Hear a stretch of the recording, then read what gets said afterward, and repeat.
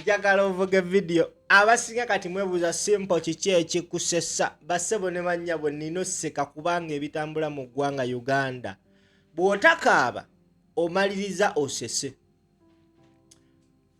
Oluvannyuma lw'okukalakata bannayuganda emyaka wagindaba 40 mu bannayuganda muvuddemu abamu abasazeewo okudiringa ne Museveni spiritually.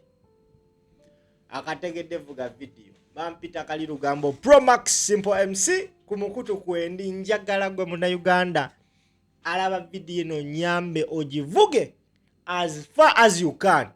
Nkwegayiridde gitambuze because many Ugandans bayinza okuba tebamanyi bino naye nga banifunye omukisa obimanya nga obasharingidde video. Kati njagala ogivuge. Wetwogera ku balaguzi mu ggwanga Uganda, ku balogo mu ggwanga Uganda, Museveni must be the biggest, one of the biggest witch doctors in Uganda. Lwaki? Amawulire ge tufuna kigambibwa nti abamu ku bantu babadde akola nabo emyaka egiwerako babadde bakola bukubirire okulaba nga bamujja mu bulamu bw'ensi eno. Batya bakizuula nti tebasobola mujjako na mundu because he equipped himself with security nene. Ne bagamba tugenda diringa naawe spiritually. Okusinziira ku mawulire ge tufuna bassebo ne bannyabo, olunaku olw'ejjo waliwo podcast emanyikibwa nga The Bad Natives Podcast. Eno nga podcast ya Kabushega yakyaziza Andrew Mwenda. Ku podcast eyo n'agamba nti mu meeting eyakolebwa ku State House Museveni n'ayita Anita Among, n'ayita Rebecca Kadaga, mwalimu n'abakulu mu madiini. Museveni yazanyira Rebecca Kadaga mbu obutambi obulaga nti Kadaga yagenda mu ssabo n'aloga nga ayagala Museveni. Kataha Museveni, Muhoozi Kainerugaba ne Anita Among baffe. Kadaga ng'oyagaliza eggwanga. Okusinziira ku information eno yafulumye, kino partly kiraga nti Museveni newankubadde abadde akukuta n'abantu baneeno oba newankubadde bano abantu badde bakukuta naye, amazima go tebamwagala. Era olwaleero lwenkakasizza lwaki Museveni afuba okulaba nga ebifo eby'enkizo mu ggwanga Uganda abiteekamu ab'eŋŋanda ze because akimanyi be bamwagala.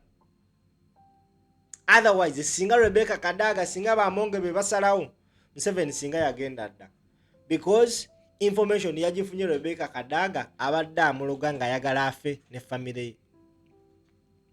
Ate ne information endala efulumye nga kigambibwa mbu ne Anita Among we yamanya nti Kadaga abadde aloga abadde tatudde.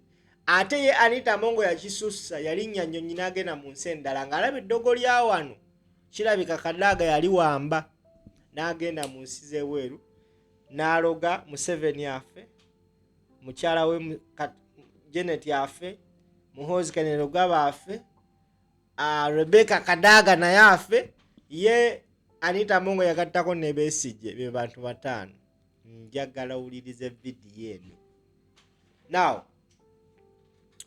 this is the information Andrew Mwenda spoke out ku podcast eyo nga exposing some of the issues they discussed mu meeting eyo eyali mu State House. Njagala owulirize katukomewo before it matures. Now, and how did Museveni plan this? Now, last week when we did this show, it was a Thursday. I told her that she had a meeting with the president. And I realized the media did not get the details of that meeting. So they go to State House. When they reach State House, there is Kadaga there. There are 3 bishops, one for the Catholics, one for the Protestants, another one is the chairman of the Pentecostal bishops and priests or pastors. And then I think there was an Aloysius in the meeting, there was the president and Anita Among. Actually, the meeting turns out to not have been about Anita Mongo. That's how Museveni wanted to structure it. When they enter the meeting, Museveni plays an audio and a video where Kadaga had gone to a witch doctor and asked the witch doctor to bewitch and kill Museveni, Mama Janet, Saleh, Muhoozi, and Anita Among, 5 of them. And that, yes, and Kadaga admits to have visited the witch doctor and that these audios that Museveni was playing are actually authentic and true. That was a video.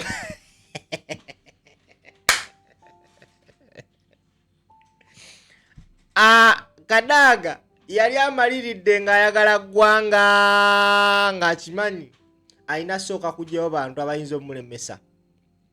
Njagala weebuuze ku bantu bonna Kadaga be yamentioninga tugende omu ku omu. Nga sinaba kujja ku audio ya Anita Among ye ate eddogoli yalinnya nnyonyi. Tusooke Kadaga. Kadaga mbwe yagenda mu ssabo ng'ayagala Museveni afe mwenye. Okawulira? Kadaga n'agenda mu ssabo ng'ayagala mukyala wa Museveni Janet Kataha Museveni afe. Kadaga n'agenda mu ssabo ng'ayagala Muhoozi Kainerugaba afe. N'agenda mu ssabo ng'ayagala Salimu Sala afe. Ng'ayagala ne Anita Among afe abantu 5. Awo Kadaga ensi aba agyeddiza. Because ndowooza yakirabanga be bano abayimiridde. Museveni ye president, oli mukyala we, saako muganda we Salimu Sale, saako mutabani we. Kati Anita Among abadde alina influence y'amaanyi ng'alina omujjawo. Kubanga Aneti yamulagako mu kalulu ka NRM. N'agamba, bwe nnaaleka ekkazi lino liyinza oku. Kadaga jju. Kadaga, ne Museveni oli mulogo. Kadaga yali amaliridde okutaasa bannayuganda ekizibu kye yabalemezaako mu 2021 oluvannyuma lw'okuleeta etteeka lya age limit. N'agamba bannayuganda kanki bakolere. Bulijjo neebuuza lwaki Kadaga ayagalwa nnyo n'ab'opposition abamu bamwagala. Kumbe Kadaga abadde alina mission, Museveni mission yagiguddemu. Naye bannaaye. Now, away from Kadaga's saga, another individual, human being, Ugandan, has surfaced. Nga naye awa obujulizi ku Anita Among ombu. Anita Among yayambibwako omuntu omu n'afuluma eggwanga Uganda n'agenda wabweru ng'ayagala kuloga Musabba, ayagala kuloga mukyala we, ayagala kuloga omwana we, muganda we, kw'ossa ne Rebecca Kadaga. Eno social media bannaye egenda tuvuga supidi lumu ejja twettira. Njagala owulirize ebigambo bino nga a certain Uganda ayogera. Ate ng'ono munnayuganda agamba nti abadde akola ne Anita Among mbu siina bukakafu. Naye ayogedde ebigambo bino njagala obiwulirize tukomewo. Mongo. Yes, Gw'obadde ne Anita Among. Twagala okumanya abasawo kika ki babadde akozesa kubanga bannabyabufuzi abasinga bakozesa abasawo. Ekyokubiri twagala okumanya ebiseera by'omu maaso ebya Speaker wa Parliament okuva lwe yava mu FDC gw'obirabye otya? Anita okusookera ddala ne bannaddiini babadde tebakimanyi abakatuliki nga bamutwala ng'omukatuliki atuula ku mwanjuliro wali. Bategedde amawulire g'okubeera nti abadde ne mu byawongo ng'abikkiririzaamu nnyo mu maaso ga mwami Museveni wali nga batudde. Nga Kadaga amubuuza nti lwaki ekifaananyi kyange wakifumitamu effumu mu kigali ekyo. Yali yakifumitamu effumu? Era mu bintu ebimu ebadde bisansanyizibwamu ssente nnyingi, ba detective b'ekibuli mu sikodi ze bali mu kunoonyerezaako ku bantu bonna abadde bakwatagana na Anita nakugamba. Kati bayita tiimu ku tiimu. Kati bagenda kuyita tiimu ekulemberwa SK Mbuga. Abadde akulembera abasawo ba Anita Among. Abasawo bali 8. Ab'ekinnansi. SK Mbuga? Katonda wange. Yamutwala mu basawo eyo egindi IT. Omukulu atugamba Anita Mongo akizuula nti ye Kadaga eddogo lye liri high class mu Uganda abasawo bonna yabawamba. SK Mbuga akwata Anita Mongo amutwala mu Haiti. Eyo Haiti waliyo abalogo bali tebamanyi bentwetwe. Now mu meeting eyo we bagambe Kadaga nti abadde aloga Museveni. Eka kirayika Anita Mongo abadde asaakanya ku Kadaga n'agamba gwe nawe tubulire lwaki wafumite wakwate fumu n'olifumita mu kifaananyi kyange n'olifumita mu kya Museveni mu kya Janet mu kya Muhoozi n'ekya Besigye tuwulirize emboozi bampita kali lugambo Promax Poems mutwala mu basawo be IT eyo ne bawongayo ebifaananyi ebyabo bonna be baagala okuteeka wansi bonna okuvunamya kati ekyakanze ennyo jjajja mu bigali nga basanzeemu ekifaananyi kya jjajja nga bakifumitamu effumu ekya Muhoozi nga bakifumitamu effumu ekya Maama Janet nga bakifumitamu ki effumu owulidde ng'ekya Kadaga nakyo bakifumitamu effumu naye kyakanze nekya Dr. Besigye kyabaddemu naffe ne tutya tugaye ate ekya Besigye akyagaza yabadde atakyagaza ki musajja bamukakkanya dda.